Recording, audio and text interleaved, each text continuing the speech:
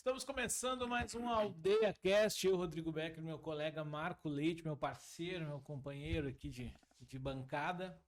Lembrando que nós temos esse episódio, tem o apoio da SIX, da Prefeitura de Canoas. Canoas está avançando na saúde pública com investimentos históricos e os resultados já chegam a quem mais precisa. Após 16 anos, o SAMU ganhou 4 novas ambulâncias do governo federal, ampliando a agilidade e a capacidade de resposta nas urgências e emergências em toda a cidade. O Hospital Universitário recebeu 36 novos equipamentos e 7 novas salas cirúrgicas, que vão ampliar 850% a capacidade de realização de cirurgias pelo SUS. Até o final do ano, o HU vai dobrar o número de leitos, chegando a 650, a maior capacidade de sua história. Quando existe trabalho, parceria e compromisso com as pessoas, os resultados aparecem. Canoas está avançando e a saúde pública avança junto com a cidade. Acompanhe mais avanços no site e redes sociais da Prefeitura de Canoas. Os convidados hoje, Arno Engel, empresário, construtor, enfim, homem de negócios aqui da cidade. Obrigado por ter aceitado o nosso convite. Eu que agradeço o convite para poder estar participando. Um bate-papo aqui. A gente já estava conversando um pouquinho antes, aqui vai vir história muito boa aqui.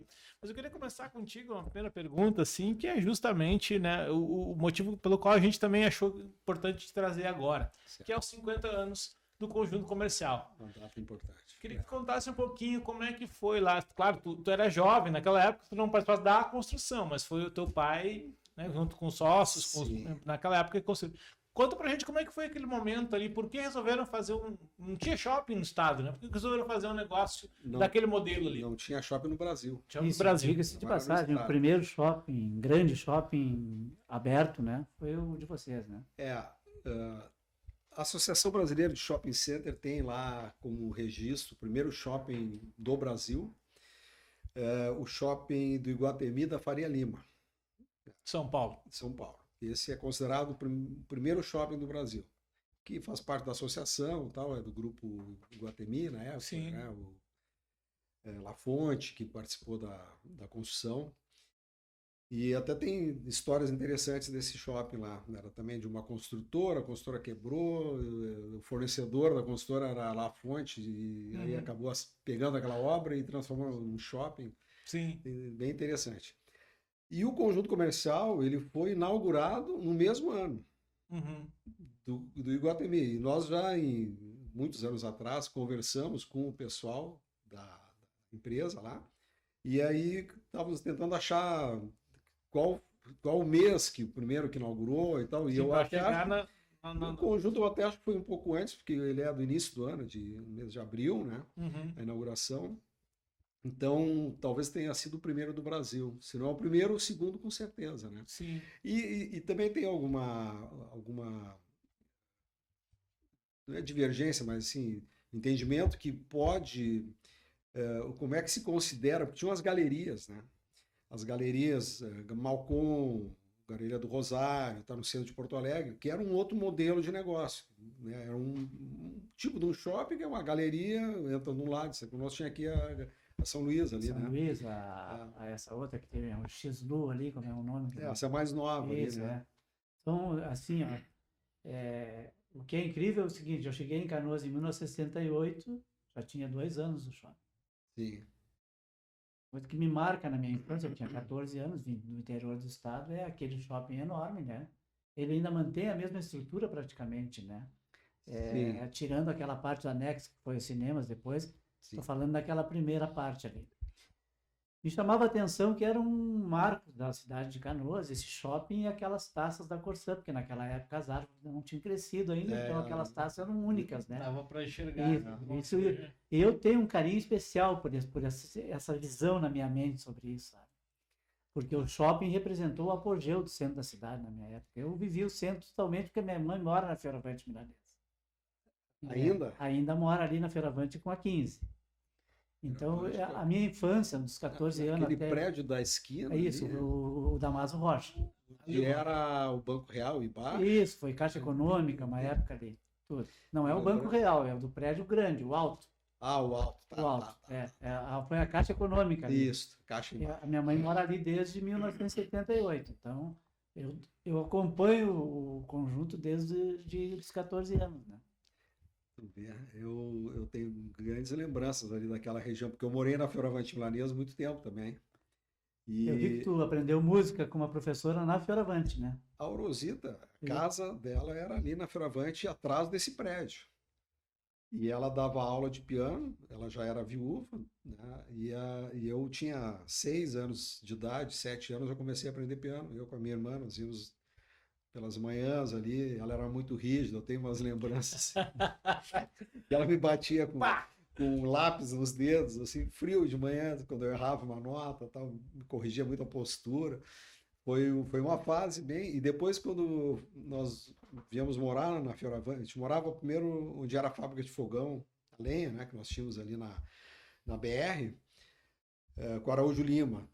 Até hoje está o prédio ali. E daí nós nos mudamos para um apartamento na Fioravante Milanês, que a minha tia até hoje mora nesse apartamento, que era a famosa tia Alice, né, irmã do meu pai, que foi durante praticamente toda a história do conjunto, a gerente do empreendimento. E teve alguns períodos que ela teve que se afastar para tratar de outros negócios também da família, tal, foi morar no Paraná, depois em Caçapava, mas sempre retornando para o conjunto, né? E ela se aposentou no conjunto comercial, com mais de 80 anos, na gestão do conjunto. Uma dúvida que eu tenho, assim, o conjunto foi pensado nesse modelo americano, assim, como é que aconteceu, assim? O pai foi uma pessoa fora da caixa, assim, vamos dizer assim, fora da curva, né? Um cara visionário, empreendedor, muito ativo, com participação. A gente começou a falar há pouco aqui em outras coisas, eu falei alguns exemplos já de onde ele foi presidente da Six, ele foi presidente do Rotary muitos anos, igreja luterana. Eu, na minha infância, tenho lembranças que ele depois contava que ele chegou a ser presidente de 14 entidades diferentes, desde pais e mestres lá do colégio e tal. Então, ele teve uma vida muito ativa, né? Foi convidado para ser político, nunca quis, não se identificava com isso. Não era dele. Não era a área dele. E, então, presidiu comissões internacionais e tal. E sempre gostou de viajar, muito, né? A formação dele era nível técnico, né? Na época era o Parobé, né? Então ele fez o curso técnico Parobé e logo viu que ali não ia acontecer nada como um técnico. Meses depois de se formar ele já abandonou e foi fazer uma carreira buscando ser empresário, né? Ao longo da jornada. E ele gostava de viajar e desenvolveu um inglês perfeito sem ter feito uma escola, só lendo livros e tal. Falava um alemão fluente, falava um pouco de francês, um pouco de russo. A origem, ele veio da Rússia, nasceu na Rússia, veio pequeno para o Brasil, né? Famílias alemãs que colonizaram a Rússia e depois vieram para cá. Com vários outros que se estabeleceram. Os Wirth também vieram de lá, os Mahler. Tem várias famílias que vieram até no mesmo navio. O sobrenome alemão, inclusive, que a gente imaginava. Alguns imaginam que a origem, na verdade, era russa. E nessas viagens ele começou a ver a tendência no mundo inteiro, nos Estados Unidos, principalmente, do tal do shopping center, né? E eu me lembro que em 1974 ele fez uma viagem, levou a família inteira, a gente andou com um motorhome por vários estados americanos, conhecendo, eu participei, então conheci naquela época os primeiros shoppings lá. E ele em 74, ele já estava trabalhando no projeto, né? De viagens anteriores, ele veio com a ideia de fazer isso. Aproveitou que ele passeia com a família também para dar uma olhadinha. Mostrar, pegar referências e tal. E claro que a opção, ele contratou na época o arquiteto Jaime Luna, que era um arquiteto muito renomado, por uma técnica de construção que é essas cúpulas que o conjunto tem, né? Ele não tem telha, né, praticamente, são cúpulas impermeabilizadas e que funcionam já com mezaninos em muitas lojas ali, e com uma marca arquitetônica bem forte, né? Quando ele começou o conjunto, ele comprou o terreno ainda na pessoa física.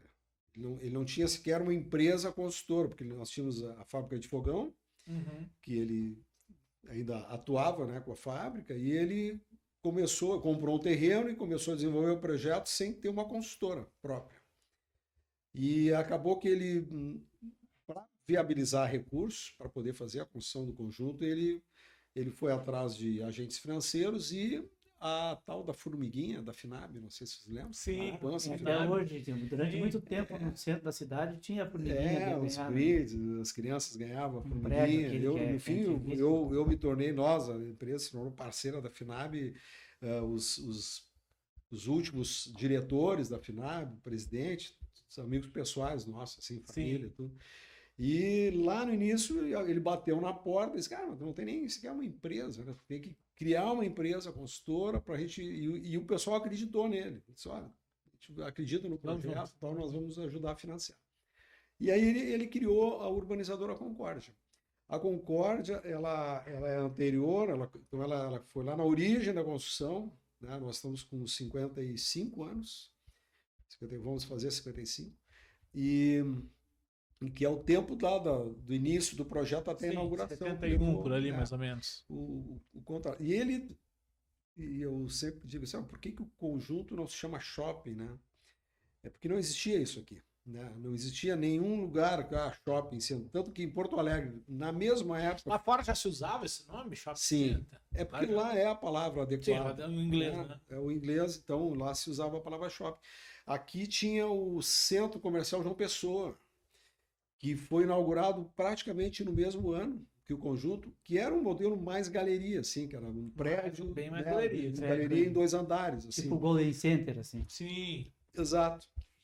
E o centro, até eram parceiros, na época, eu me lembro que o pai era convidado para participar de programas, de jornal, o Hernani Bez, naquela época, tinha programa na Rádio Guaíba, TV, para dar entrevistas sobre o que era o shopping center, né?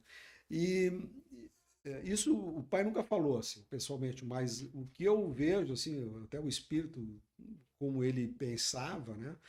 Ele traduziu o termo. Ele não quis importar. Hoje se importa os termos americanos, né? Em tudo. Né? Aldeia Cast, né? Sim, já é o que está aqui. Então, aqui, olhei ali agora, podcast e tal. Então, isso não era uma tendência na época, e ele traduziu o termo e, sabe, tem que dar um nome, o que é? É um centro comercial, um conjunto comercial de lojas, né? Sim. E aí quando o primeiro nome foi Centro Comercial, mas já tinha aqui em Canoas. Sim, exatamente. A esquina, ainda, né? Tem a esquina ali onde é Colombo, né? Isso, exatamente. Aquele prédio Zughini, que também era... com 15. Né? Foram parceiros nossos, a família Zughini, consultora, que fez aquele prédio. Eles disse, bom, já tem o centro comercial, então, conjunto comercial Canoas. Porque não queria trazer esse termo, né, importar o termo shopping, porque ninguém usava, realmente não tinha no Brasil hoje. Não, eu fui na inauguração do Iguatemi, de Porto Alegre, conheci quase todos os shoppings, participei dos eventos, e foi muito depois, né? Muito depois que aconteceu. Então ele traduziu, em vez de usar shopping, Canoas Shopping e tal, ele acabou traduzindo para conjunto comercial. O Iguatemi, se não me engano, é de 86, 10 anos depois que... eu tava vendo que esses dias tinha um convite para os 40 anos agora. Então esse ano vai... E me lembro, eu morava ali perto, na Nilo. A Nilo PC não chegava no Iguatemi. Não chegava no Colégio Anchieta. Eu morava na Prudente de Moraes, uma ruazinha que tem mais adiante um pouquinho ali. Então, Chácara das Peças. Impressionante como desenvolveu, né? Então, assim, ele trouxe esse modelo e uma das preocupações era não fazer o que lá nos Estados Unidos já estava começando a ser contestado, das caixas fechadas, os caixotões que eles faziam. Os shoppings dão uma caixa sem ventilação, sem iluminação natural, né? E até hoje tem muito shopping lá antigos que são assim, né? Que tu entra, não sabe se é noite ou dia, está saindo, o ar que circula ali é de ar-condicionado, é um ar que fica viciado, né? Então, ele, quando brifou, vamos dizer, o projeto, aqui ele queria uma coisa mais aberta. Uhum. Né? E de baixo custo, porque a nossa realidade em termos depois de manutenção, então a orientação era de não colocar na época uma escada rolante, mas usar rampas, né? Uhum. E usar muito iluminação natural, jardins e essa ventilação para não ter esse problema de ter que climatizar, ar-condicionado, fechado e tal. E durante o dia ele fosse iluminado pela luz natural. E eu acho que isso, por algum tempo, foi um diferencial, depois positivo, depois ele perdeu o glamour, porque começaram a vir os shoppings com uma arquitetura muito mais moderna. Houve uma evolução muito grande no modelo de negócio, né? Sim. E eu acho que hoje ele está na moda de novo, assim, porque é muita qualidade. Eu vi de lá agora, nós temos escritório até hoje, é muita qualidade de vida, tem aquela praça. O que nós mudamos aí é por uma questão do nosso clima, né, para poder utilizar melhor uma praça que era na área superior, lá que era um jardins no andar superior, tinha um laguinho, um tartaruga, tinha um viveiro com pássaros, era muito lúdico assim. E só que o nosso clima chove e a questão de impermeabilização de lajes em cima do andar. E ele não viu isso pronto. Ele idealizou, contratou, iniciou a obra da cobertura daquela área, daquele espaço, né, que é o hall de cima lá, e aí nós fizemos ali uma área de eventos, uma espécie de palco onde ficam mesas ali, e ali acontece. Hoje eu saí, mais de 100 pessoas jovens, né? Hoje nós estamos com o SESI lá instalado e uma gurizada naquelas mesas, batendo papo. As pessoas têm serviços, né? Ali tem a Unimed, uma série de outros fatores. O próprio McDonald's, né? Que puxa muito jovem do La Salle ali. A gurizada tem ido no conjunto comercial. Minha filha foi muito. Tentando fazer uma evolução, né, na linha do tempo do conjunto, o conjunto teve o início foi glamuroso, porque nós tínhamos estatísticas de placas de veículos que frequentavam o conjunto, compradores. Era gente do estado inteiro, muita gente de Porto Alegre.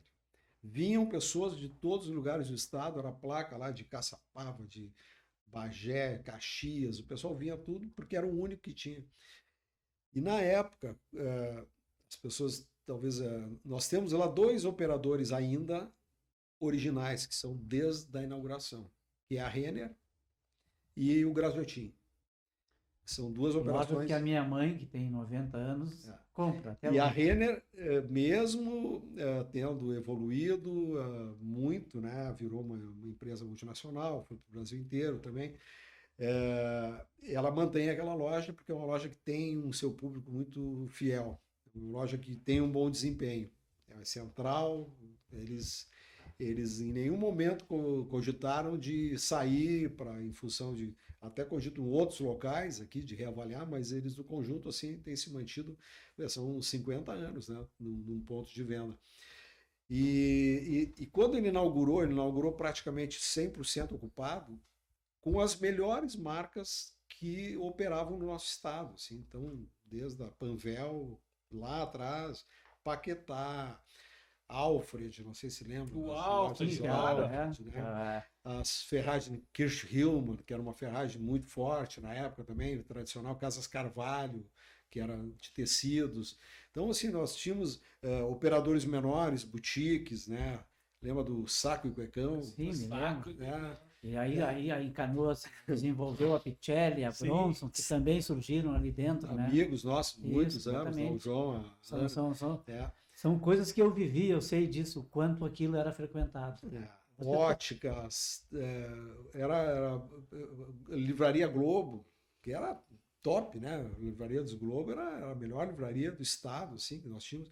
Então era uma operação muito... E a outra grande âncora era o Supermercado Real. Claro. Que era a maior rede, o Zafari praticamente não existia, né? Sim, a rede do Joaquim Oliveira, né? Isso, exatamente. Joaquim Oliveira. Tinha na Araçá e depois passou a ter lá no conjunto comercial. Araçá não, na Vitor Barreto com Araçá ali. Tinha um Real ali. Vitor Barreto com Araçá. Com Araçá. E depois foi que foi o meu pai que construiu também. Também, do lado da passarela ali, né? E depois virou o depósito central deles ali. Eles do lado de cá dos trilhos ali, né? Do lado da passarela, perto de Picuê ali, né? Sim. Nós vamos chegar na parte da construção e da habitação de vários lugares da região metropolitana também. Mas primeiro eu queria discutir um assunto contigo que que caiu em desuso, que foi um boom na época em Canoas, que eram os 3 cinemas. O que vocês viveram um apogeu e uma queda?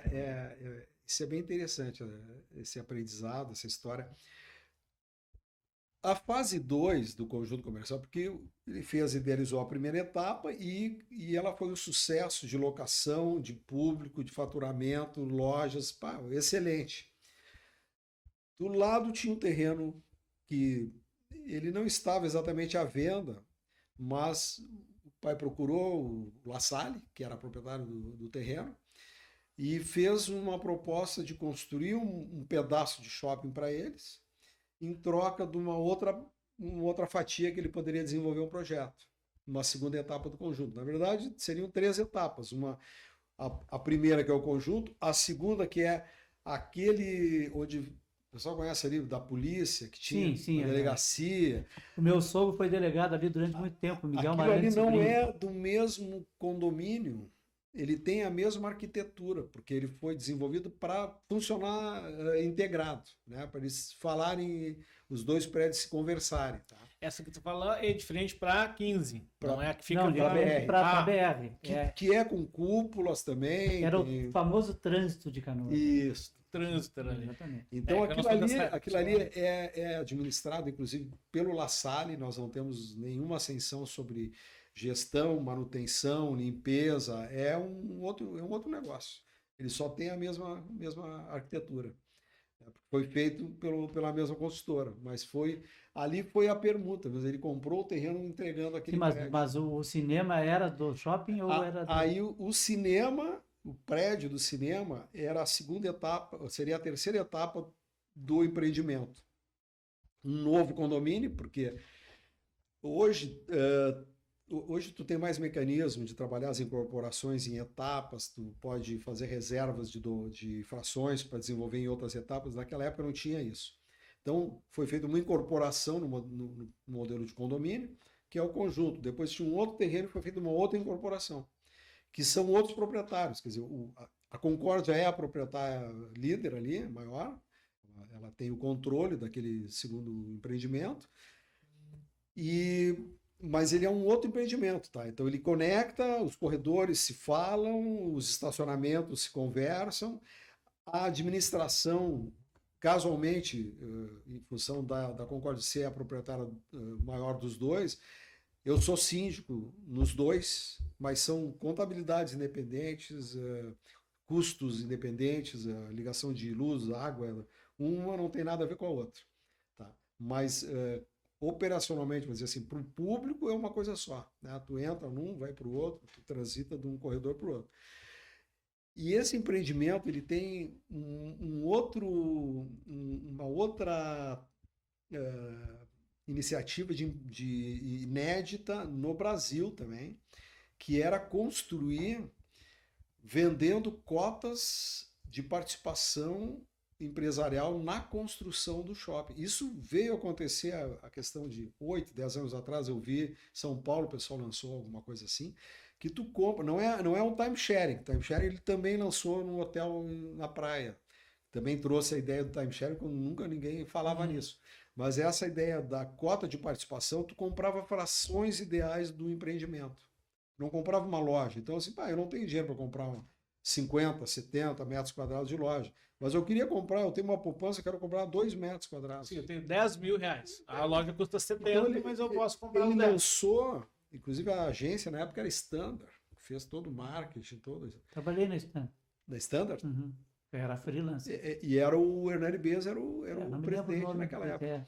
E eles fizeram um lançamento desse empreendimento, então tu comprava cotas que eram planos de 5, 10, 15, 20 cotas, tu podia comprava um diploma que tu tinha X frações ideais, conforme o plano que tu comprasse. Essa fração, ela daria... Tu seria um coproprietário, só com uma fração pequenininha, que não chegava a dar uma loja. Então, alguns investiram mais, compraram 10, 20 cotas, outros menos. Então... e o projeto ele compreendia aquele prédio que está lá, o cinema, mais 3 pavimentos. Hoje Hoje tem o térreo lá com uma academia, depois tem uma rede de clínicas forte ali, depois no andar de cima tem a SEC, o CID, né, laboratórios, a Sapesca, e no último andar era onde eram os cinemas. Né? Essa era a primeira etapa do projeto. E a continuação, aquele estacionamento, o projeto aprovado, tudo, uma torre de 10 pavimentos de salas comerciais.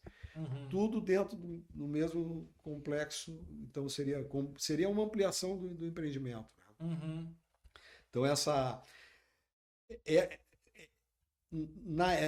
eu falo assim, às vezes o custo do pioneirismo, né? Às vezes está tão pioneiro que é difícil de tu se fazer entender e ter uma aceitação. Então esse lançamento de cotas, ele teve uma venda relativa, nós chegamos a vender talvez 10% do empreendimento em formato de cotas, e aí como não evoluiu e nós entramos numa fase de crise, porque nós já estávamos aí chegando perto dos anos 80, para lançar o prédio comercial. Sobre a inflação, aquele período difícil de captar recursos. Suspendeu. Hoje nós temos aquele terreno, ele tem potencial construtivo para levantar uma torre lá de 12, 13 pavimentos. É possível fazer, é só... Ali são 2 proprietários, 3 proprietários hoje que sentam e fazem uma nova incorporação e podemos desenvolver. É uma possibilidade que a gente avalia. Seguido, a gente está estudando um bom momento para isso, fazer mais áreas de estacionamento e tal. Mas aí o projeto ele ficou no limite que está hoje lá, que foram os 4 pavimentos ali, nas salas de cinema. E já nasceu para ser cinema? Sim. E isso foi fruto também de um outro momento, de outras viagens. Que era totalmente inovador, não tinha isso. No Brasil isso não tinha. Esse realmente foi o primeiro do Brasil. Isso é uma tendência que começou na França, que começaram a ter galerias com 8 cinemas, 4 cinemas, 5 cinemas, e ele veio de lá encantado com isso numa viagem. Ele disse, é uma maravilha, tu pode escolher o filme, tu pode ir num ou no outro, pode fazer uma sessão de um para outro, e ele disse, pô, isso aí... Bota a gente para circular perto da loja. Numa época que os cinemas eram 100% de rua, né? Tinha aí o do Busato, lá no Calçadão, sim, né? Sim. Porto Alegre, Rede São João, muitos cinemas, e os cinemas tinham mais ou menos a mesma característica, eram de calçada, em avenidas, e com média de 1.000 cadeiras. 1.200, 900, telas grandes e muita gente. Às vezes 1 ou 2 salas, né? Mais que isso. Não tinha mais de uma, era uma sala. Não... Eu lembro do Baltimore, ali na Redenção, mas ali já era bem mais novo aquele cinema, Mas lá no início ele era uma sala, que eu fui algumas vezes lá. Na frente da Redenção. Hoje até um amigo meu comprou e fez um empreendimento ali. Sim, hoje não tem mais. O original, o prédio claro, já foi. Ele fez ali o... Mas e nesse pioneirismo? Vocês inauguraram aquele cinema maravilhoso que era o Xodó de Canoas. É o nosso programa de jovens, né? Namorar... No início havia uma crítica que eram salas muito pequenas. Porque o pessoal estava acostumado em salas de 1.000 lugares. E aquelas salas elas tinham... 2 de 300 e uma de 250 lugares. E multicine 1, 2, 3. E essas salas, então se era um filme como ET, por exemplo, foi um filme que foi lançado ali, né? Foi um sucesso. As 3 salas passavam o mesmo filme e lotava, né? Então foi durante muito tempo a melhor operação em termos de faturamento do conjunto comercial foram as salas de cinema. A margem era excelente, taxa de ocupação era muito boa, o aluguel era muito bom. E aquelas salas que lá no início eram grandes, com a evolução do negócio cinema, que aí começaram a surgir 10 salas, 8 salas nos shoppings. No Canoas e depois... E aí começaram a fazer salas menores ainda, de 100, 120, 150 lugares, que hoje é mais ou menos o padrão. Sim. Né?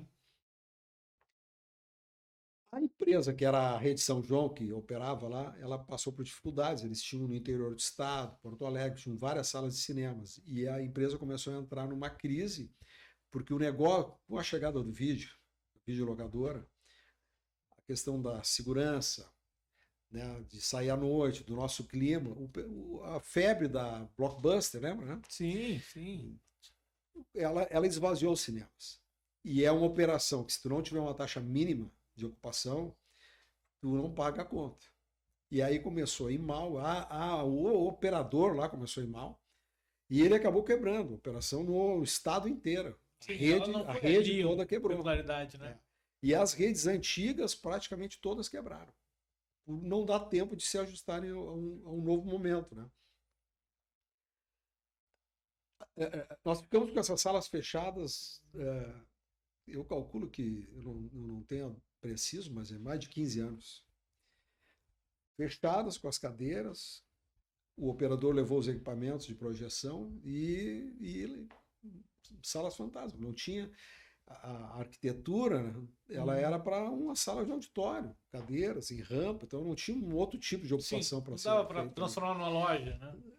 Depois de muitos anos, a gente conseguiu, a prefeitura nos procurou, Lagranha ainda, Lagranha, um pouquinho antes do Busato ser secretário, ele nos procurou para fazer que Canoas não tinha uma sala de teatro e para cultura, para fazer apresentações. E aí eu disse, olha, as salas estão aqui, e aí nós acabamos alugando, foi a primeira alocação da prefeitura no conjunto, né? E ela foi lá e alugou as 3 salas, e aí montaram um teatro, e durante muitos anos funcionou também como a parte de artística, desenvolvimento de arte de Canoas. Sim. Apresentações e tal. Mas assim, por uma gestão pública, né? Não era uma empresa focada naquilo ali. E aí, quando a prefeitura saiu, aí nós tivemos esse ciclo, né, do conjunto comercial, como tu comentaste, assim, o varejo começou a migrar para novos empreendimentos que tinham uma nova linguagem, né? Hoje o shopping é uma experiência, né? Antes de ser um local para compra, é um local que as pessoas vão ter experiências, vivências, então é muito do ambiente, das várias alternativas, ótimos restaurantes, né? As praças, coisas que lá na nossa origem ainda não era assim, nem nos Estados Unidos. Então o nosso modelo, ele é um modelo muito antigo. E por não ser um shopping, uma empresa proprietária, shopping center, é um condomínio, e aí nós já éramos vários proprietários lá, é mais ou menos como chegar no teu prédio lá, eu quero mudar, vou mudar a academia, vou fazer um restaurante na academia, passar por uma reunião. Passa unanimidade, aí requer investimentos, então a gente sempre teve muita dificuldade com isso, assim, de ter unanimidade para tratar desses temas, né? Então teve um momento que o conjunto estava com uma locação baixa, né? Mas, talvez perto de 50%, com a saída de algumas lojas grandes, né? Que foi o supermercado, daí depois veio a Caixa Federal, teve lá dentro por alguns anos, aí quando a Caixa construiu o prédio próprio, saiu, nós ficamos, nós temos que arrumar algum outro tipo de operação. E naturalmente, a gente teve uma proatividade também, mas uma aceitação foi muito grande, que muitas operações na área de serviço, que são muito mais compatíveis do nosso equipamento, né, vamos chamar assim, da nossa estrutura, do que num shopping normal. E nos shoppings, inclusive, era proibido, no nosso também, ter serviço, escola, era coisa que não podia ter, imobiliária. E hoje tu pega um Iguatemi, tem um andar inteiro do Moinhos de Vento lá, tem academias, tal, também foram atrás do serviço, né? Para completar o mix, né? Então, com a vinda da Unimed, que precisava de uma área central, bem localizada, frente BR, então a gente acabou... Capacidade de estacionamento que vocês têm ali, né? Tinha passarela na frente, ponto de ônibus, né, nos 2 lados, próximo, nós estamos a 500 metros, tem estação do metrô, então assim, ele é muito, em termos de localização é excelente, né? Aí o pessoal nos procurou, nós queremos ir, a Panvel quando soube, daí a gente começou a ter muita procura para a área de serviço. Então hoje nós temos lá mais de um laboratório, né? Tem a CID, que tem quase 1.000 metros quadrados, Tem um andar lá de 1.000 metros também, que acho que é Doutor Consulta, se não me engano, que são várias operações ali. Temos clínicas dentárias. Eu sei que é ali bem procurado uma clínica dentária. Muita. Oftalmo também, né? A Vênus está ali dentro, na questão de óculos e tal. Então, ela acabou, e a Unimed foi indo e foi pedindo mais área, porque deu muito certo a operação, eles acabaram alugando mais salas, com a Covid também. O nosso ambiente era bom, porque ele era arejado, né? Então as pessoas... possível fazer um hospital de campanha. No estacionamento, a gente proporcionou isso lá com eles.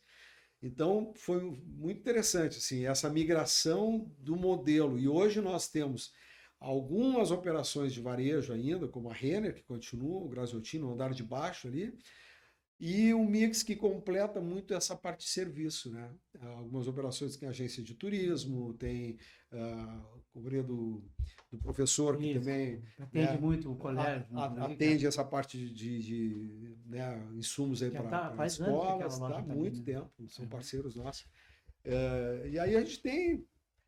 acabou com essa migração, e agora com o SESI, eles estão lá com 12 salas e querendo mais. Eles estão querendo ampliar e botar mais operações, porque também eles fizeram um projeto que imaginava que levaria 3 a 4 anos para chegar num limite de vagas que eles estavam propondo ali. São escolas técnicas, né? E isso fica naquele pavimento onde eram os cinemas? Não, no pavimento dos cinemas é outra escola técnica, que é a SEG, né? Sistema de Ensino Gaúcho, que tem no shopping da Rua da Praia, lá, eles têm várias no interior do estado, que são cursos técnicos também profissionalizantes. Essa é a minha curiosidade, está sendo ocupado aquele espaço. Total.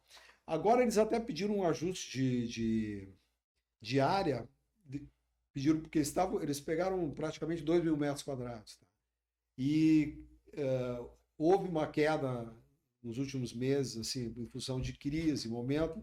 E eles, olha, nós podemos, e nós temos tido procura também por outras empresas que querem, eles nos disponibilizaram um canto lá, em torno de 200, 300 metros quadrados, que eles entregaram e continuam com o resto. Lembrando que esse episódio tem um apoio aqui da SIX e da Prefeitura de Canoas. Canoas está avançando na saúde pública com investimentos históricos e os resultados já chegam a quem mais precisa. Após 16 anos, o SAMU ganhou 4 novas ambulâncias do governo federal, ampliando a agilidade e a capacidade de resposta nas urgências e emergências em toda a cidade. O Hospital Universitário de Canoas recebeu 36 novos equipamentos e 7 novas salas cirúrgicas, que vão ampliar em 850% a capacidade de realização de cirurgias pelo SUS. Até o final do ano, o HU vai dobrar o número de leitos para 600, chegando na maior capacidade de sua história. Quando existe trabalho, parceria e compromisso com as pessoas, os resultados aparecem. Canoas está avançando e a saúde pública avança junto com a cidade. Acompanhe mais avanços no site e redes sociais oficiais da Prefeitura de Canoas. Queria te perguntar um outro negócio curioso que tu contou aqui para nós aqui. Que história é essa? Tu foi entrevistar o Pelé? Só viu? Essa é importante. Essa história eu achei muito boa. Tu contou um pouquinho antes de começar a gravar. Agora eu quero saber teu dia de repórter esportivo aí. Quando eu fiz o meu primário no Colégio Concórdia e um ano no La Salle também estudei. E na época era o ginásio, né? Então tu tinha o exame de admissão, uma espécie de vestibular. Sim. Né? Eu fiz esse vestibular para o Cristo Redentor e aí fiz o ginásio no Cristo, né? E nessa fase do ginásio eu participei do Grêmio Estudantil. E eu estava na área da montagem da revista do Grêmio, né? Das publicações. Então, é uma espécie de marketing, né? Na época, não existia essa palavra. E teve um momento que o Santos veio jogar com o Grêmio. E na época, o Santos era uma seleção, né? O Mazinho, o Pelé, eu acho que eram grandes atletas, né? Se eu não me engano, ganhou do Grêmio por 1-0 naquele dia. E aí eu sozinho peguei um gravador, não lembro, um grande gravador cassete, né? Sim. E botei embaixo do braço e fui até o hotel onde estava o Santos, que era o Plazinha, Plaza São Rafael, que é o antigo Plazinha, né? Sim. Lá em cima na Duque de Caxias. Cheguei na recepção, vim entrevistar o Pelé, bati lá e os jogadores já estavam lá, tinham descido. prontos para entrar no ônibus que já estava na frente do hotel. Eu, não damos entrevista agora tal, e eu, lá no, tá, mas eu, é para o colégio tal, não, lá no aeroporto pode dar entrevista. Peguei um táxi, corri atrás, né, repórter, tinha 12 anos, 13 anos de idade. Saí atrás, cheguei no aeroporto, estava lá no aeroporto antigo ainda ali, né? Sim. Tava lá o time do Santos todo num canto, aguardando para o embarque e tal, e o Pelé me chamou a atenção na época, sentado numa cadeira, mais no cantinho reservado, lendo um livro. E aí eu até perguntei, ele disse que eu gosto muito de ler, e os outros ali batendo papo, né, uma resenha, como se diz. E aí ele me deu a entrevista. Mas eu só lamento assim, porque eu não tinha maturidade para fazer perguntas que poderiam ser atemporais, né? Sim. Eu fui perguntar sobre o jogo, o que tinha achado, como é que tinha sido o gol e tal, porque no outro dia não tinha mais validade, né? Mas o feito... não tem um registro fotográfico, não, né? A própria fita, né? Sabe que depois, anos depois, aqui na Expo Inter, ele apareceu no meio do Expo Inter, e eu estava fazendo uma exposição ali. Eu tinha uma empresa de software e fazia software rural e estava lá com o meu stand, e aí o Pelé estava passando. E eu estava com meu filho, o Alexandre, pequenininho, e aí eu disse, vamos lá que eu vou pedir um autógrafo para ele. E aí levei ele, disse, Pelé, e ele botou meu filho no colo, assinou um papelzinho, né, deu um autógrafo para ele e tal, abraçou. Eu digo, e tu não comentou a história? Não comentaste com ele que eu te entrevistei. Muita gente. Perdeu a foto de novo. Ele era um cara. Na época eu não tinha o celular. O Pelé era um cara muito atencioso, assim, com essas coisas, né? Tu vê a criança chegar perto, hoje em dia o cara pastaria isso. Não teria menor acesso. Né? Nós vamos falar da urbanizadora Concórdia na expansão habitacional de Canoas. Eu fiquei sabendo há pouco tempo, estava falando com meu amigo Gilberto Manfroy, que é a nossa amigo em comum. Nosso amigo comum. Isso. Querido. E ele me contou que vocês também construíram 5 colônias. Sim. Conta um pouquinho do que vocês fizeram no entorno de Canoas. Eu sei que a parte do Parque Universitário e toda aquela zona lá tem muito da mão da família Engel, né? Sim, sim. Inclusive essa zona do shopping aqui, Moinhos de Vento. Eu vi que tem aqui parque chamado Bela Vista, Canoas Parque, Paradis, Guaíba Parque, né? Sim. Além do Moinhos de Vento e Morada das Acácias. E que vocês também são grandes empreendedores em Nova Santa Rita, né? Mais Guaíba hoje, Nova Santa Rita fizemos empreendimentos lá também, mas o porte de Santa Rita foi menor. A gente fez 2 loteamentos pequenos lá e Guaíba, sim, que a gente está fazendo um bairro planejado hoje tem uma van, tem um stock center, nós estamos construindo um open mall lá, um shopping pequeno de bairro, né? Além de escola que está sendo construída também, Escola São Francisco está se instalando lá. Então é um bairro com... O bairro não vai nascer pronto. Todo ele planejado, né? Perdeu o contato aqui? Não. Pode. Todo o bairro planejado e nós concluímos o bairro. Hoje nós entregamos a 2ª caixa d'água, um absurdo, atende praticamente a cidade lá. Estamos entregando para a Corsã os equipamentos, praças. É muito bonito o empreendimento lá, todo ele equipado, né?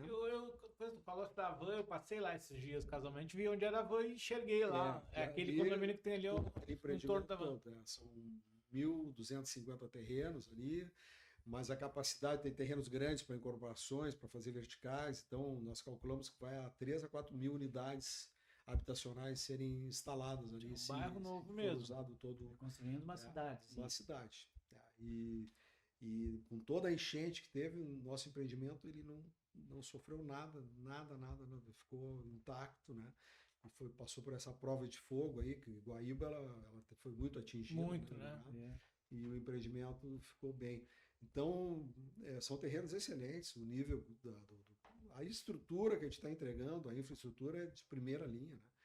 É um loteamento aberto, porque Guaíba não tinha ainda legislação para empreendimentos fechados, e é um modelo de bairro planejado. Então ele tem câmeras de segurança que a gente instalou, ele tem um sistema de vigilância, e é uma cidade muito interessante também. Nós depois saímos de Canoas, que praticamente não tem mais área, né, para desenvolver. Está sendo desenvolvido um novo plano diretor, que pode abrir espaço. É uma revisão do plano. Eu estou participando das reuniões pela SIX aqui, eu sou um dos representantes que acompanha isso, e a gente está trabalhando bastante nisso.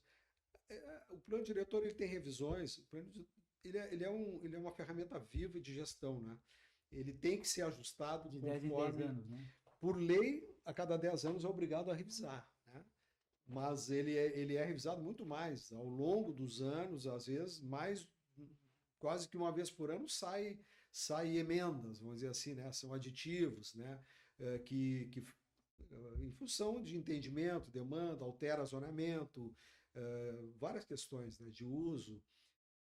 Às vezes vem uma grande empresa, precisa instalar, ou um empreendimento como um shopping center grande, que o zoneamento ali não estava preparado, então abre-se uma discussão do tema, né? Sim, esses entraves, por exemplo, né, que tu fala que tem do plano diretor, hoje não tem, tu falou, não tem mais áreas para se construir aqui. Isso fez com que vocês saírem, a cidade perde também, né, quando não cede lugares para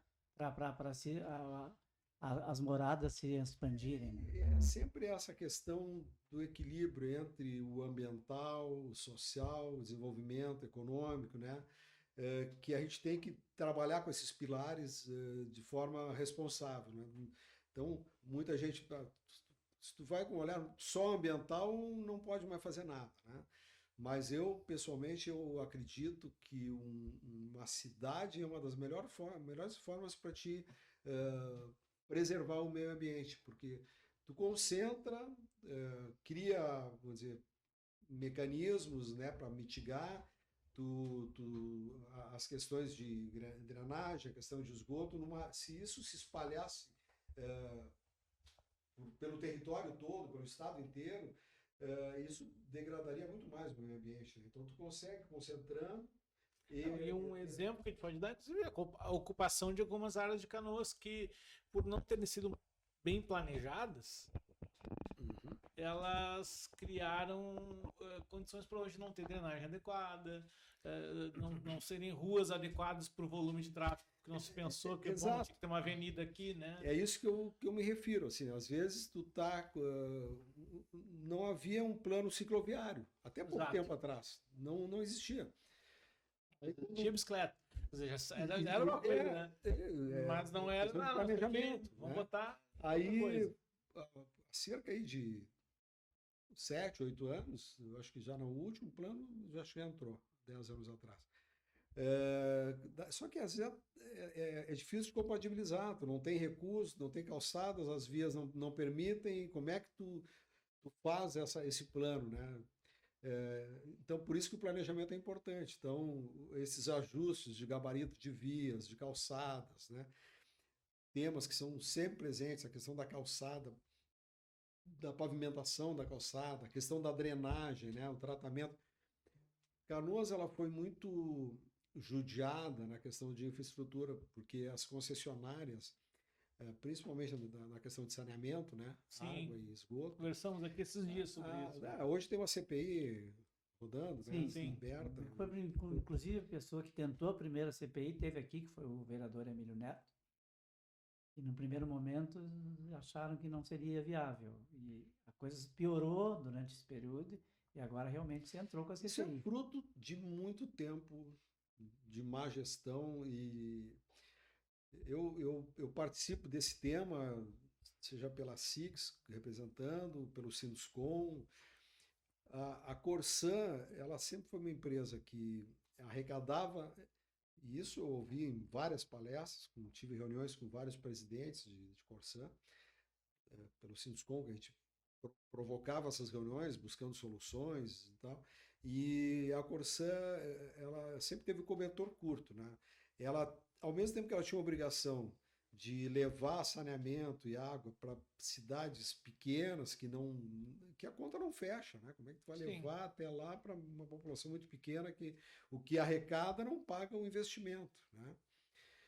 Então ela sempre arrecadou muito em centros, e Canoas a galinha dos ovos foi a grande geradora de receita para a Corsã durante ainda hoje anos. Isso eu ouvi deles, né? E agora com a privatização, muito mais. Só que arrecadava aqui e investia em outro lugar. Não ficava o dinheiro em Canoas. Então, Canoas ela não teve o desenvolvimento de rede de saneamento, principalmente de esgoto tratado, era ridícula, né? Não tinha praticamente nada. Eu posso dizer assim que a nossa empresa teve uma contribuição muito importante nisso. Nada que a gente foi uma obrigação, nada mais do que isso. A gente sempre teve, mas desde o loteamento 5 colônias, todos os nossos empreendimentos eles tinham rede separadora total de esgoto. Que a gente não podia lançar o empreendimento sem ter o tratamento de esgoto. Sim, lote a lote. Você fazia o serviço que teria que ser a gente faz e doa, né? Passa para o concessionário, passa para a prefeitura, assim como bota rede de iluminação pública, elétrica, água. O empreendedor faz e entrega para o poder público operar, né? Doa isso, não tem ressarcimento nenhum para esse investimento. Até usa como atração de venda. Na verdade, quem paga é o comprador final do terreno, né? Que acaba tendo esse custo. Muita gente já não, mas o poder público faz toda a infraestrutura. Não faz nada. E muito ao contrário, nós mais de uma vez tivemos que fazer grandes obras fora dos empreendimentos. Por exemplo, o Parque Universitário, nós tivemos que fazer um emissário buscar água na BR-116 e trazer até lá, porque a Corsã não nos deu, chama de pronto abastecimento, né? Ela não tinha rede suficiente para atender um novo empreendimento. Então, você tem que buscar água lá fora. Então, às vezes, rede de elétrica, mesma coisa. Agora não sei como está com a RGE, mas na época da CE era muito comum. O empreendimento ficava longe, o empreendedor tinha que fazer a extensão da rede. A RGE, mas ainda até funciona, mas a Equatorial é muito difícil, né? A Equatorial, que é a Guaíba, nós somos Equatorial, Porto Alegre. Muita queixa sobre a concessionária. É Equatorial, né? É muito difícil, assim, a rotatividade pessoal, a gente tem muita dificuldade no andamento dos processos todos com eles, mas faz parte, né? E agora mesmo estamos entregando um impasse lá da entrega de um reservatório enorme. A energia tem que estar ligada ao nosso nome, mas o terreno não é nosso, né? Uma área pública, o empreendimento, como é que eu não tem nem título para, como é que eu vou ligar? Eu quero ligar em nome então da prefeitura. Em que nome de quem eu vou ligar, né? Eu não vou operar, quer dizer, as bombas, vocês é que vão cobrar água, tudo, não vou vender água para ninguém, quer dizer, então só que a gente cai nesses impasses que tem que achar solução. E outro acaba tendo que fazer realmente o cadastro. Às vezes a gente faz e depois vai lá e cancela. Resolve depois, né? Mas senão a coisa não funciona, né? Então essa questão de infraestrutura, eu comentei assim, o nosso primeiro empreendimento foi o Parque Residencial Igara, que é de 77. A construtora, antes disso, nós tínhamos uma linha de construção de prédios residenciais. Então a gente fez o Parque Residencial Concórdia, que fica na Guilherme Michel ali, Vitor Barreto. Fizemos o São Domingos, Emboabas, o Residencial Figueiras, que são quase 400 apartamentos ali, em 79, foi um sucesso. Lá do Canoense ali, aquela zona. Então a gente funciona bem até hoje, a gente foi uma bela construção ali. Fazia muita obra, prédios de 30 apartamentos, de 16 apartamentos, em Niterói, a região ali de cima, Marechal Rondon e tal. Nosso foco era a construção vertical, né?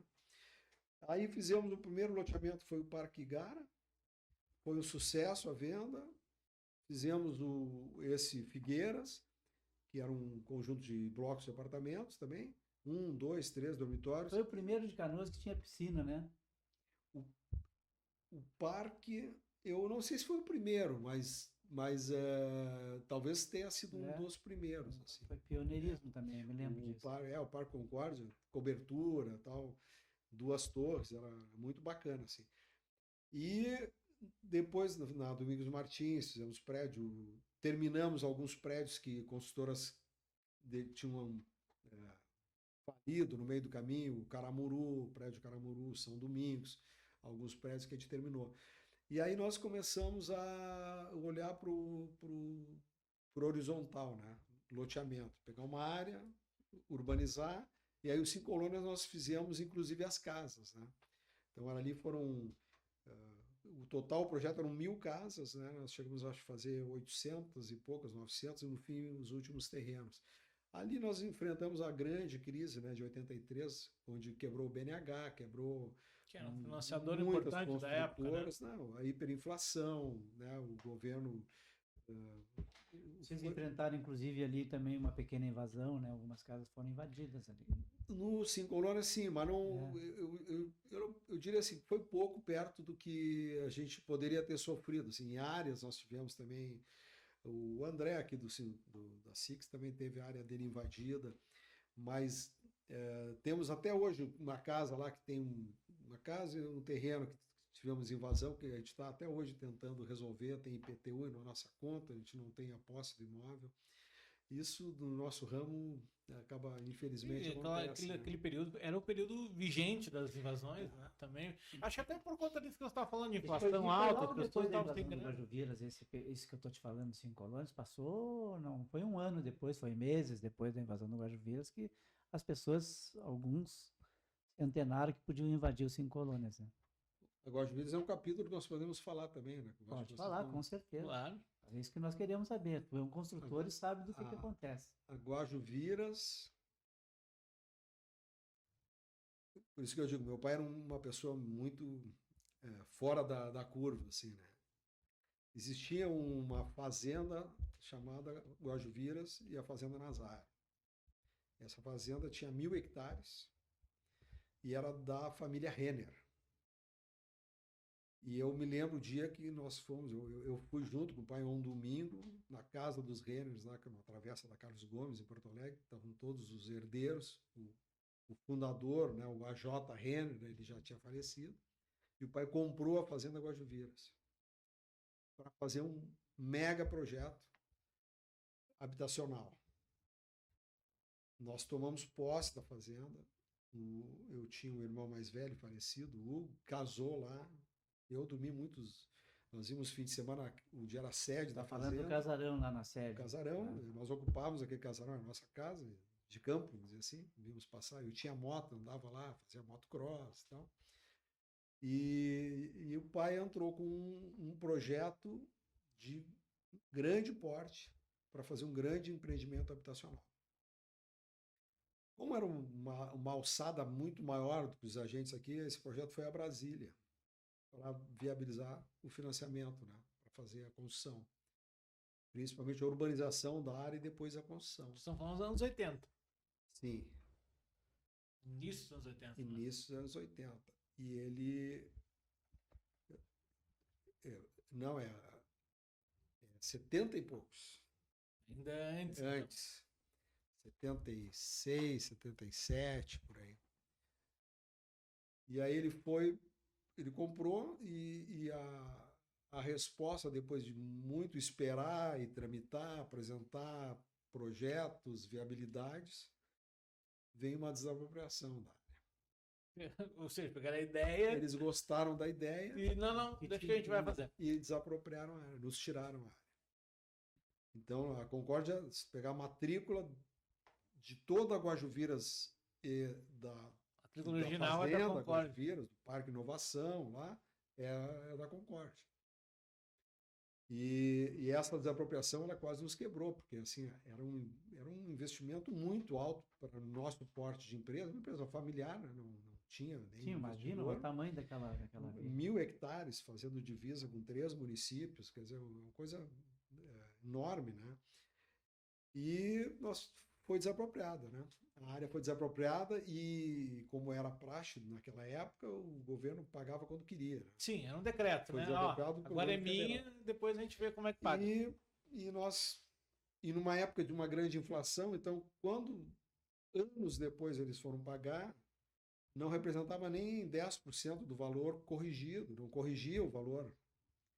Então, nós tivemos vários processos para receber a correção monetária do valor pago, que dava muito mais do que o valor pago. Sim, a inflação era 80%. E aí isso nos machucou muito, né? E como é que vocês seguiram? Né? Imagina um golpe desse. Vamos falar em golpe mesmo, foi um golpe.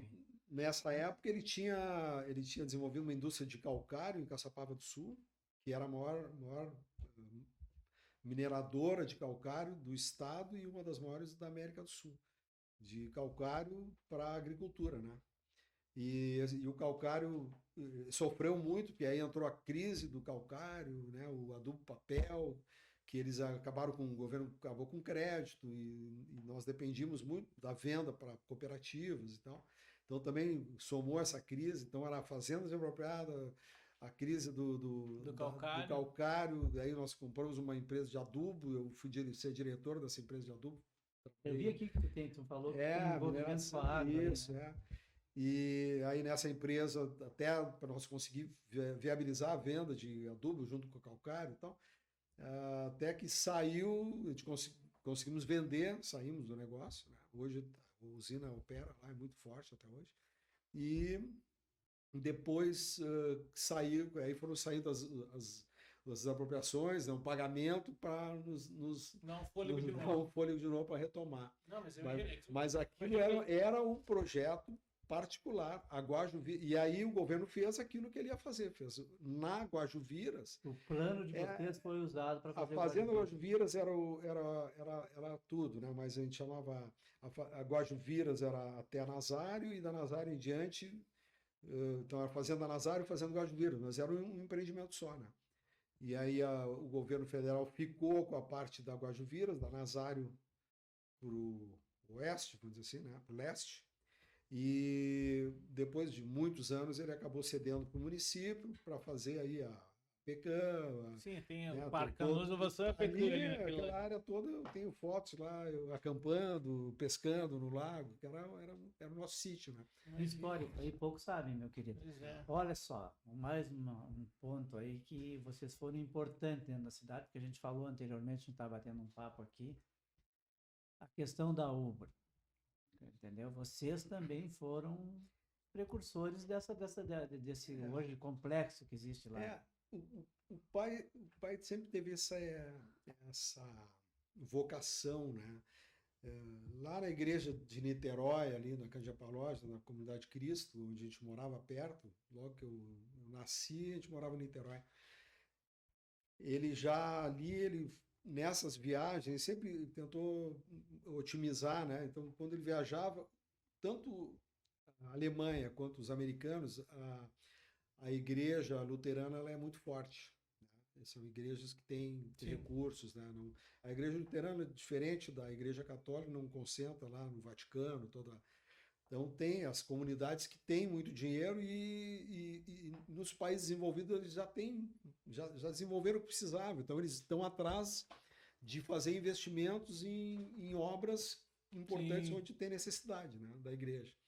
Então ele conseguiu as cadeiras para a igreja, o órgão, tem um órgão lindo lá na igreja, ele conseguiu uma doação, veio dos Estados Unidos, então ele contava.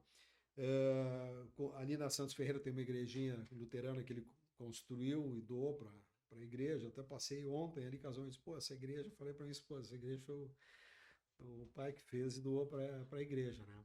O seminário lá em São Leopoldo, ele participou da obra, ele coordenou aquela obra do seminário luterano lá. E dentro dessa vocação, né, quando surgiu a oportunidade, a oferta dessa área onde é a Ubra, depois ela foi sendo ampliada e mais áreas foram agregadas, né? Mas a primeira área onde foi instalado o prédio 1, 2, 3, onde está o hospital ali, nós estávamos numa época desenvolvendo projetos e veio uma oferta dessa área. Eu disse, mas isso era e na época o Becker trabalhava, na Concórdia, ele era um dos diretores da Concórdia, ele era sócio minoritário, mas atuava lá como diretor. E o pai disse, mas isso aqui, a igreja não tem mais limite. O Cristo já tinha construído todo o terreno e a igreja não tinha a faculdade, né? Começou na FELUSP, né?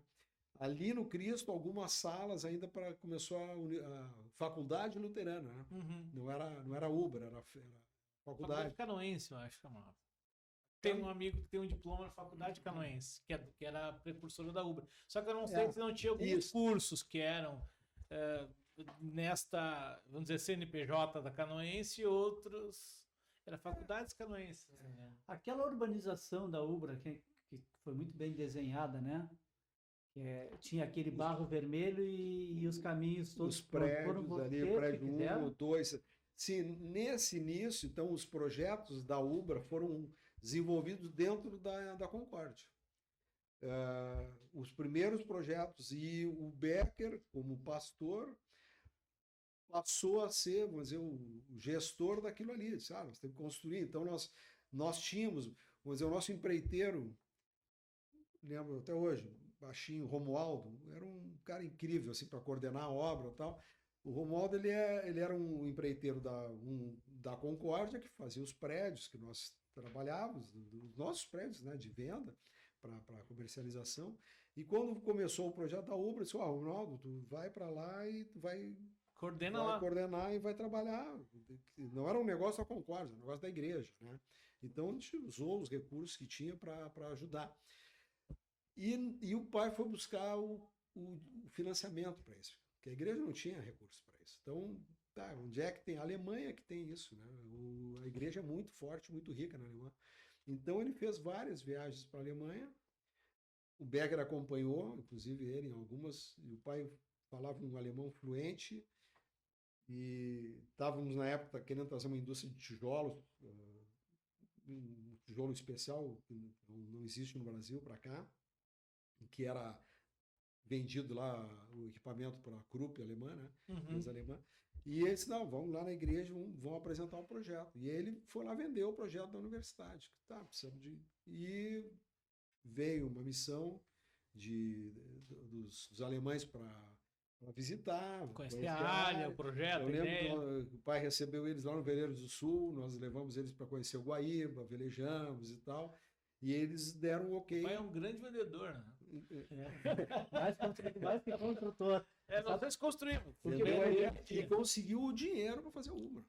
Eu falo que eles eram foi de lá o grosso, né, o recurso maior, e à medida que iam tendo demandas, prédio 1, tal, e aí quando a Ubra começou a criar, vamos dizer, pernas, né, corpo, para ter receita na universidade, e a própria igreja ajudando, obviamente a igreja participou também muito, a igreja da Ubra, a IELB, né, que é do Brasil, fazendo isso, mas o pai foi, vou dizer, o intermediário, o facilitador para buscar esses recursos para dar uma largada, né? O facilitador que me deu emprego, porque eu trabalhei na Ubra. Tá? Quando chegou o momento que estava criando um corpo, foi um acordo, ele disse: olha, Becker, acho que tu tem que ir para lá, porque não dá mais para ficar dentro da Concórdia aqui, né? Ele como diretor da Concórdia, trabalhando lá, e não era saudável, vamos dizer assim, para o negócio. Claro que contabilmente nada tinha, né? Mas era... Aí a Cleonice, o nome dela, que era telefonista lá há muitos anos, se chegasse a conhecer. Não me lembro. O Luiz Felipe Conrad. O Conrad eu conheci. O Conrad era comprador da Concórdia, ele fazia as compras. E aí o Becker pegou mais ou menos a metade da nossa estrutura, desde a telefonista, do empreiteiro, do mestre de obras, do comprador, e levou para lá e montou a Ubra, vamos dizer assim, que era a Ubra, no início ela era mais obra do que qualquer outra coisa. Né? Pois então eu estive na Ubra quando tinha apenas 2 prédios, da reitoria e mais um atrás, quando eu trabalhei lá. Por que eu fui trabalhar na Ubra? Porque a gente fazia a revista que começou no Cristo Redentor e passou a ser revista da Ubra. A minha revista lá do colégio, será? E eles me chamaram para diagramar, fazer a parte gráfica. E aí a gente já levou minha irmã, tu deve ter conhecido ela, Marione Leite, falecida. Sim. A tua irmã, eu não sei. Isso, a minha irmã trabalhava na Ubra, muito fortemente ligada ao Becker e a Cirlei Dias Gomes. Sim. E eram as pessoas que tocavam a Ubra. Por que eu falo que perguntei se vocês fizeram a urbanização? Porque eu me lembro, na minha memória, além dos 2 prédios, e lá no fundo depois eles criaram outro prédio que a gente botou a gráfica lá. E isso é outra coisa que me marca muito, porque a gente pediu uma gráfica e veio 2. O poderio econômico da mantenedora era bárbaro. Eles não trabalhavam com pouco. Isso era muito do dinheiro que vinha lá de fora. Então é o seguinte, quando eu cheguei lá, a Ubra estava planificada já, estava pronto o caminho, era só construir os prédios. Porque era só barro vermelho e aqueles caminhos feitos já prontos. Hoje tu entra na Uber e só vê árvore. Isso é um mérito do Becker, sempre foi um grande executor, né? Um cara para trabalhar é impressionante, assim, a capacidade de fazer as coisas acontecer, né? Então tinha o Pedrinho lá também. Sim, o Pedrinho é meu amigo. Meu amigo. O Leandro era um menino ainda na época. Mas era trabalhador, né? Sim. Eles se dedicaram a vida ao negócio ali, né? Independente de tudo que se passou e os problemas que tem, é o seguinte, eu vi um grande empreendedor tocar ele transformou a universidade na terceira maior universidade particular do país na época. E aí, isso é mérito total do Becker, equipe que ele acabou montando, porque quando aconteceu essa divisão, e ela foi definitiva, assim, o Becker saiu da empresa, né, com as cotas dele, inclusive ficou com algumas lojas do conjunto comercial, tal, tudo numa boa, foi para assumir a Ubra, levou até da estrutura, disse, vou ter que começar, então leva, quem é que vai, quem não vai, ele e o pai sentaram, fizeram, leva esse, leva aquele. Combinado. E começa. E dali em diante nós, né, eventualmente quando precisava de alguma interlocução com a Alemanha, algo assim, mas praticamente o pai perdeu todo o contato. Até foi bacana assim, o reconhecimento, depois de alguns anos, a Ubra já muito grande, desenvolvendo e tal. Um dia o Becker chamou o pai para ir almoçar lá. Disse, o pai lá, vem aqui almoçar, porque o pai nunca mais foi lá, né? E chegou lá, era um evento para homenageá-lo. Né? Evento surpresa. Todos os diretores e tal, no auditório, e ele fez o reconhecimento lá que ele era o grande responsável para viabilizar para aquilo que está existindo. Né? E o pai disse, nem... Ele foi também nomeado, ganhou o mérito do Gaúcho Honorário, do ano Sesc Centenário da Revolução. Ele ganhou essa medalha também, que é bem significativa, assim, que é um estrangeiro, né, não brasileiro, ter feito pelo conjunto da obra. Mas, então, é mais uma semente, né, que se ajudou a plantar. Aí Canoas está, lembrando, fala-se concorde em todos os cantos, né? Lembrando que o nosso podcast tem o apoio da SIX e da Prefeitura de Canoas. Canoas está avançando na saúde pública com investimentos históricos e resultados que chegam a quem mais precisa. Após 16 anos, o SAMU ganhou 4 novas ambulâncias do governo federal, ampliando a agilidade e a capacidade de resposta nas urgências e emergências em toda a cidade. O Hospital Universitário recebeu 36 novos equipamentos e 7 novas salas cirúrgicas, que vão ampliar em 850% a capacidade de realização de cirurgias pelo SUS. Até o final do ano, o HU vai dobrar o número de leitos para 600, chegando à maior capacidade da história. Quando existe trabalho, parceria e compromisso com as pessoas, os resultados aparecem. Canoas está avançando e a saúde pública avança junto com a cidade. Acompanhe mais avanços no site e nas redes sociais da Prefeitura de Canoas. Arno, chegando ao fim do nosso episódio, queria te agradecer muito por ter vindo aqui. Gostei também. Participar, porque fazemos um novo episódio para nós seguir. Caberia vários episódios, né? Ficamos no primeiro capítulo. Vamos fazer um novo. Tem todos os empreendimentos aí que a gente, né, pode um dia conversar, os vários loteamentos que a gente participou aí. Mas é muito bom poder. Está sendo discutido esse plano diretor, acho que a gente vai trazer mais, falar tecnicamente disso, né? De repente a gente trazer um outro empreendedor para ver o que Canoas pode melhorar, né? Vamos marcar uma nova. Vamos, estou à disposição. Muito obrigado por tudo. Também. Valeu. Muito obrigado.